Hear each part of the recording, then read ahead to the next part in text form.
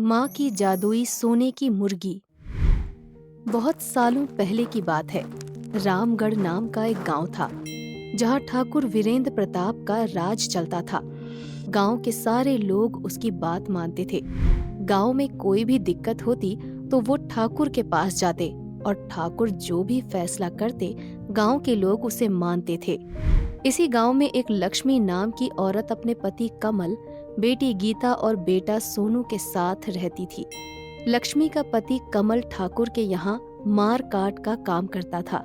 कहीं लड़ाई होती तो वो ठाकुर की तरफ से लड़ने जाता था। ये सब लक्ष्मी को बिल्कुल पसंद नहीं था। आप सबकी तरह कोई अच्छा काम क्यों नहीं ढूंढ लेते? सबकी तरह रोज सुबह जाना और शाम को टाइम पर घर आना, इसमें क्या दिक्कत है भला? तुझे और बच्चों को खाने को तो मिल रहा है। मालिक भी मुझसे बहुत खुश है। इससे हमारा फायदा है। जब जरूरत पड़ती है मदद कर देते हैं। पर इसमें आपकी जान को बहुत खतरा भी तो है। आप जैसे लड़ने जाते हैं, दूसरे गांव के आदमी को मारते हो तो वो आपको भी तो मार सकते हैं ना। अपने लिए ना सही, अपने 2 बच्चों के लिए तो कुछ सोचो। उनका क्या होगा? अरे कुछ ना होगा, तू बहुत ज्यादा सोच रही है। चल जल्दी खाना लगा, मुझे मालिक ने बुलाया है, जल्दी जाना है। ठीक है, आप मेरी सुनते तो कभी हो ही नहीं।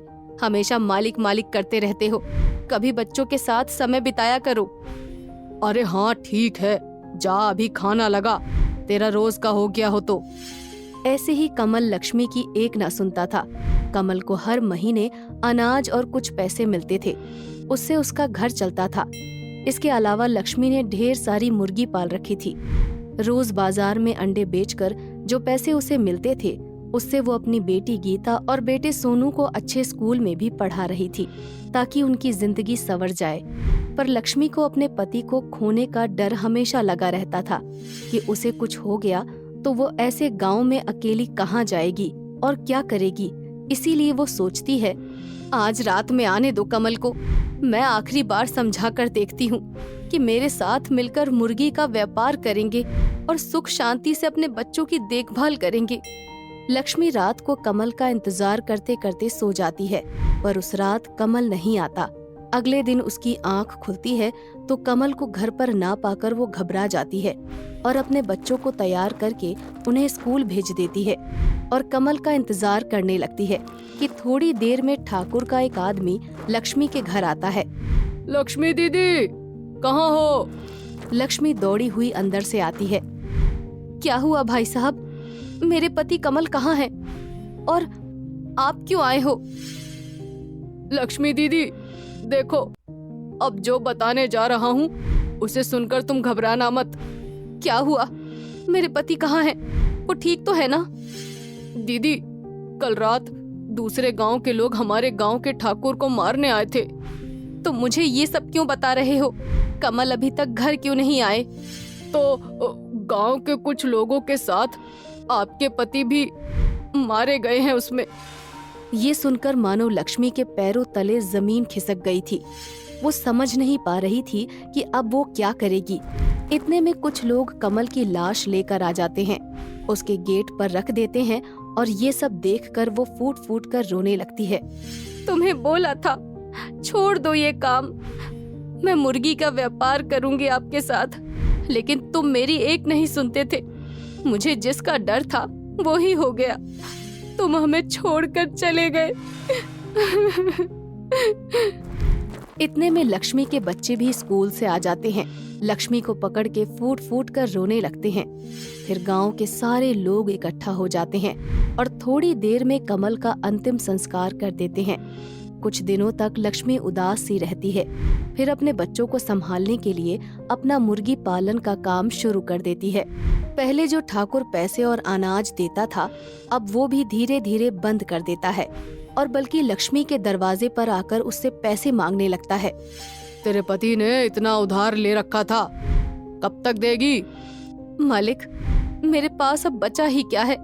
आपकी वजह से मैंने अपनी पति को खो दिया। वो सब मुझे नहीं पता। टाइम पर पैसा लौटा दे, वरना तेरा यह घर भी चला जाएगा। ऐसा कहकर ठाकुर कुछ दिन की मोहलत देकर चला जाता है, पर लक्ष्मी उन्हें पैसे नहीं लौटा पाती और वो उन्हें घर से निकाल देता है। तो वो अपनी मुर्गी और बच्चों को लेकर एक जंगल में बैठकर रो रही होती है। हे भगवान, अब मैं क्या करूंगी? उस दरिंदे ने मुझसे मेरा पति भी छीन लिया और अब मेरा घर भी। अब हम कहाँ जाएंगे, क्या करेंगे?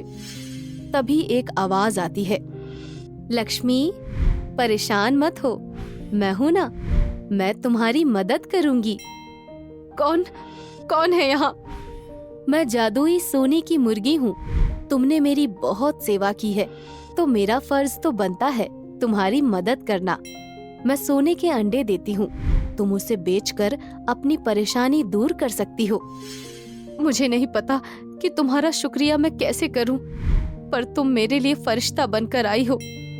फिर लक्ष्मी सोने के सारे अंडे लेकर बाजार में बेच आती है और उससे जो उसे पैसे मिलते हैं उससे अपना आलीशान घर खरीद लेती है और उसमें मुर्गी फार्म खोलती है। जादुई सोने की मुर्गी ऐसे ही रोज सोने के अंडे देती और धीरे धीरे करके वो अपना मुर्गी का व्यापार बढ़ा लेती है। इसे देखकर ठाकुर को उससे जलन होने लगती है। ऐसा कौन सा खजाना उसके हाथ लग गया है जो इतनी जल्दी इतनी अमीर हो गई है? ए कबीर, जा इस लक्ष्मी पर नजर रख और इसका राज पता लगा। जी मालिक। ठाकुर का आदमी लक्ष्मी पर नजर रखने लग जाता है। वो जहाँ जाती उसके पीछे जाता और रात भर उसके घर के पास के पेड़ के पीछे छुपकर पहरा देता है। तो सुबह देखता है कि मुर्गी फार्म में एक जादुई सोने की मुर्गी है जिसने ढेर सारे सोने के अंडे दे रखे थे और वो जादुई सोने की मुर्गी उससे इंसानों की तरह बात भी कर रही थी। ये देखकर कबीर हैरान रह जाता है और वो ठाकुर को जाकर सब बता देता है। अच्छा, तो ये राज है इसकी रातों रात अमीरी का, अभी इसे बताता हूँ। ये कहकर ठाकुर लक्ष्मी को बुलवाता है और उसे मुर्गी देने को बोलता है और उसके बदले मुंह मांगी रकम देने को कहता है। पर लक्ष्मी मना कर देती है तो उससे जबरदस्ती मुर्गी छीन लेता है। पर वो मुर्गी जादुई होती है तो वो जादू से बड़ी हो जाती है और सबको मार देती है। और ऐसे ठाकुर की गुलामी से गांव के सब लोग बच जाते हैं। और उसके बाद लक्ष्मी गांव की मुखिया बन जाती है और अपनी जादुई सोने की मुर्गी के अंडे से रोज गांव के लोगों की मदद करती थी, जिससे गांव के सब लोग खुशी खुशी रहते थे।